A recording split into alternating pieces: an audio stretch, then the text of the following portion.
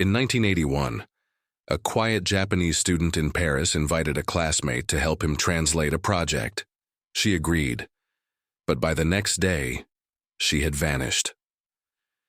What the police found next would not only shock two countries, but leave a man who confessed to the crime, walking free. Issei Sagawa wasn't the kind of man who stood out. At just 4'9", with a soft voice and bookish demeanor, he was mostly ignored. But behind that quiet presence was something far darker. He had come from a wealthy Japanese family and moved to Paris in the late 70s to pursue a PhD. While studying, he became obsessed with a fellow student, Renee Hartevelt, a Dutch woman who was everything he admired: intelligent, elegant, and kind. He invited her to his apartment under the pretense of having her help him with a poetry translation. On June 11, 1981, she arrived there, but Renee never left alive.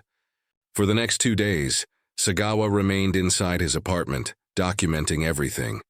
On June 13th, he tried to dump 2 large suitcases into Bois de Boulogne, a wooded park on the outskirts of Paris, but he didn't go unnoticed. A couple walking by saw the strange man struggling with the heavy bags and called the police. Officers arrived, opened the suitcases, and what they found inside led them straight back to Issei Sagawa. He was arrested that same day. Inside his apartment, investigators found a horrifying scene: blood, photographs, and a refrigerator containing parts of Renee's body. When questioned, Sagawa confessed immediately. In chilling detail, he told police what he had done and why. He said it wasn't about hatred. It was about a lifelong obsession with consuming someone he admired. Sagawa was declared legally insane by French psychiatrists and was sent to a mental institution instead of prison. But here's where the system failed. In 1984, after just a few years, France decided to deport him to Japan. But once there, Japanese doctors declared him sane, and because French court documents were sealed, Japanese authorities could not legally detain him or charge him again. He walked out of the institution, a free man. For the next several decades, Issei Sagawa lived openly in Tokyo.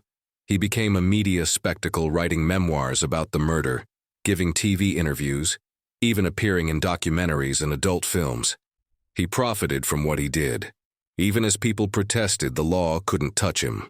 He had served time, technically, and so he lived out his days in public view, both feared and strangely famous, until his death in 2022 at age 73. Thank you for watching. Please like, share, and subscribe.